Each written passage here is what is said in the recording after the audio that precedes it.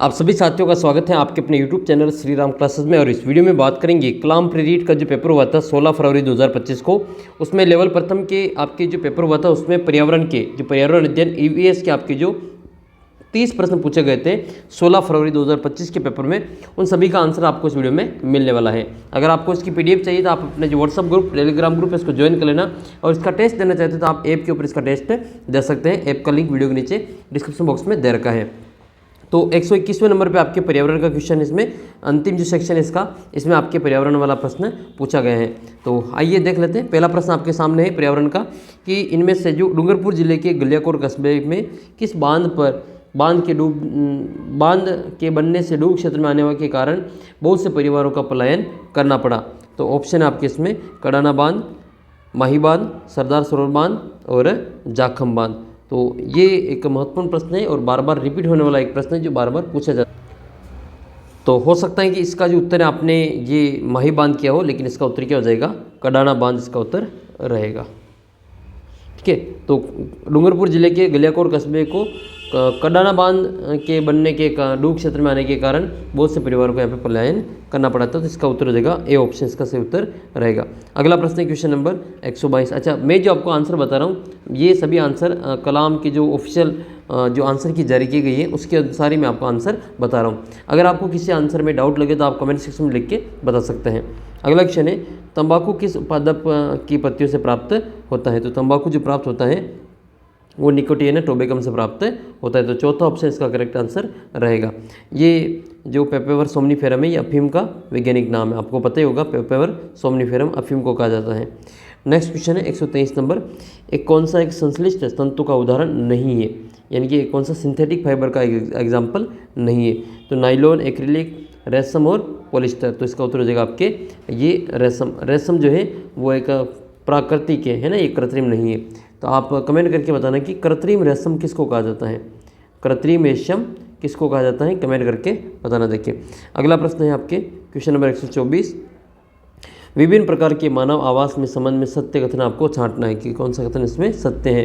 तो इसका उत्तर हो जाएगा आपके पहला ऑप्शन है पर्वतीय क्षेत्रों में मकानों की छतें ढलान वाली होती है, सही बात है। ध्रुवीय क्षेत्र में मकान बर्फ़ के बने होते हैं, इनको इग्लू कहते हैं, बर्फ़ के मकान को इग्लू कहते हैं, सही बात है। रेगिस्तानी आवास की छतें ढालू होती हैं और केवल केलू पोस्ट के जो मकान होते हैं खपरेल के बनाए जाते हैं, ये भी सही बात है। उपरोक्त सभी इसका करेक्ट आंसर रहेगा। अगला प्रश्न 125वां, कपास के रस्सों से तागा बनाने की प्रक्रिया को क्या कहते हैं। तो इसका उत्तर हो जाएगा आपके कताई, इसको कहा जाता है, स्पिनिंग इसका आंसर रहेगा। राजस्थान की 3 सहकारी वस्त्र मिलों को मिलाकर स्पिन फेड की स्थापना की गई। तो इनमें से कौन सा एक समूह एक उस समूह में सम्मिलित नहीं है। तो कहाँ पे ये जो सहकारी वस्त्र मिल नहीं थी वो आपको बताना है। गंगानगर, हनुमानगढ़, गुलाबपुर और गंगापुर, इसमें से कौन सा इसमें शामिल नहीं था। तो 126 का जो करेक्ट आंसर वो सेकंड हो जाएगा गंगानगर। अगला क्वेश्चन आपके ये कि विश्व उपभोक्ता दिवस कब मनाया जाता है। कंज्यूमर डे जो मनाया जाता है वो 24 दिसंबर को मनाया जाता है और बच्चे को पता है कि 5 जून को विश्व पर्यावरण दिवस मनाया जाता है। तो विश्व पर्यावरण दिवस 5 जून को मनाया जाता है। और 10 दिसंबर को कौन सा दिवस मनाते हैं, कमेंट सेक्शन में लिख के ज़रूर बताना। और एक आपको कमेंट करके बताना कि 26 नवंबर को कौन सा दिवस मनाया जाता है। अगले क्वेश्चन की ओर बढ़ते 128 नंबर है, असुमेलित का चयन करना है। छोटी तीज सावन शुक्ल तृतीया, शीतलाष्टमी चैत्र शुक्ल अष्टमी और नागपंचमी श्रावण कृष्ण पंचमी और बड़ी तीज भाद्रपद कृष्ण तृतीया, इसमें से आपको असुमेलित कथन का चयन करके बताना है। तो शीतलाष्टमी चैत्र शुक्ल अष्टमी को नहीं आती है, ये इसका उत्तर रहेगा। अगला आंसर आपके क्वेश्चन है बड़ी ठेनी किस चित्रशैली से संबंधित है। तो बड़ी ठेनी किशनगढ़ चित्रशैली से संबंधित है। इसके चित्रकार कौन थे, बड़ी ठेनी का चित्रकार कौन था, कमेंट सेक्शन में लिख के ज़रूर बताना। अगला प्रश्न है राष्ट्रीय वृक्ष कौन सा है। तो भारत का राष्ट्रीय वृक्ष कौन सा हो जाएगा, बरगद इसका उत्तर करेंगे। 130 का उत्तर हो जाएगा बरगद राष्ट्रीय वृक्ष है। अगला प्रश्न आपके कि अच्छा इसी में आपको बताना है कि राजस्थान का राज्य वृक्ष कौन सा है, राज्य वृक्ष कौन सा है। नेक्स्ट क्वेश्चन है राजस्थान का अक्षांशीय विस्तार कितना है। तो 131 का करेक्ट आंसर हो जाएगा 23,330 12 उत्तरी अक्षांश। अगले प्रश्न की ओर बढ़ते क्वेश्चन नंबर आपका ये क्वेश्चन नंबर ये है अगला, असुमेलित कथन का चयन करना है। अबेड़ा महल 12 यही इसका असुमेलित हो जाएगा।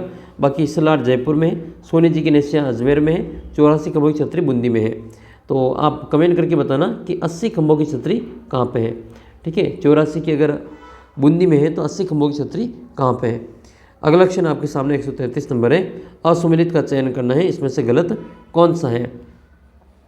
तो 133 का जो गलत उत्तर है आपके सेकंड ऑप्शन हो जाएगा ये, मानव रहित संपारी गलत है, पैदल क्रॉसिंग ठीक है, चौराहा ठीक है और दाहिने मोड़ना भी ठीक है। तो ये वाला उत्तर इसका सही उत्तर रहेगा, ये गलत है आपके।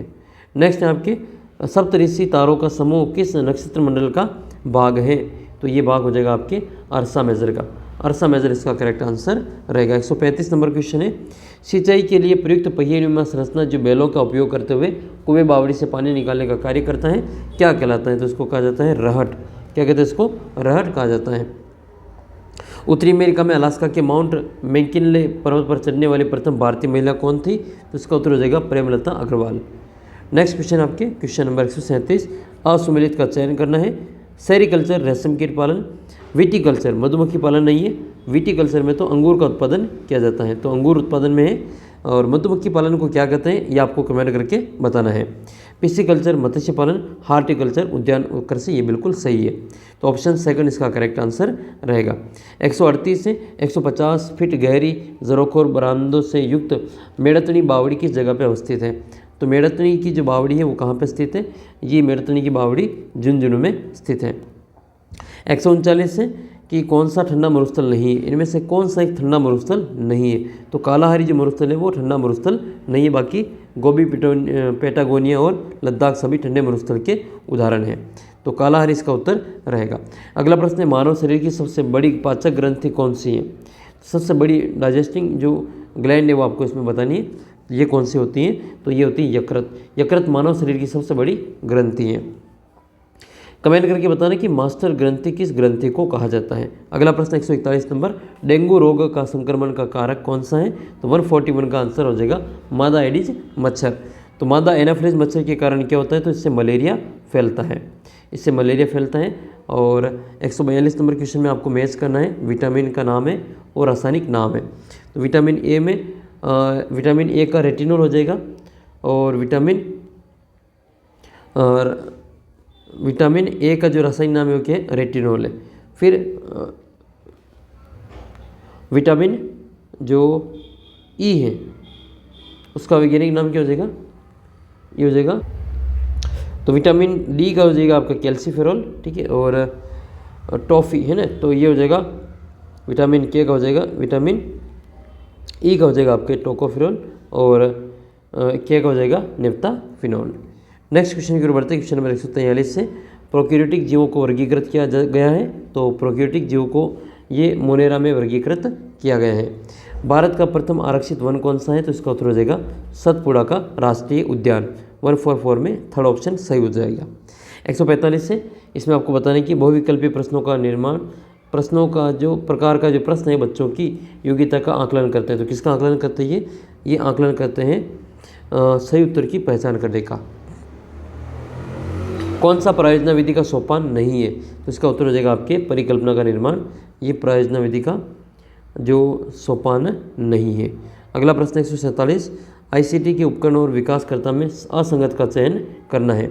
रेडियो की खोज मार्कोनी ने की, टेलीविज़न की खोज जेल बेयर्ड ने की, कंप्यूटर की चार्ल्स बेबेज ने की, और WWW की खोज ये लिंसन ने नहीं की थी। तो 147 का उत्तर हो जाएगा तीसरा ऑप्शन।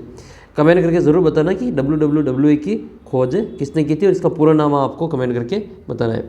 नेक्स्ट 148 नंबर, कौन सी शिक्षण सहायक सामग्री ट्रांसपेरेंसी का उपयोग किया जाता है। तो ट्रांसपेरेंसी का उपयोग किस में करते हैं, ये ओवरहेड प्रोजेक्टर में OHP में किया जाता है। अगला और सेकंड अंतिम लास्ट क्वेश्चन है ये, एनवायरनमेंट जो शब्द है वो एनवायरनमेंट से बना है, और एनवायरनमेंट कौन सी भाषा का मूल शब्द है। तो ये हो जाएगी आपके फ्रेंच भाषा का शब्द है। और अंतिम प्रश्न इसका 150वां कि बाल केंद्रित विधि कौन सी है, वो आपको इसमें बतानी है।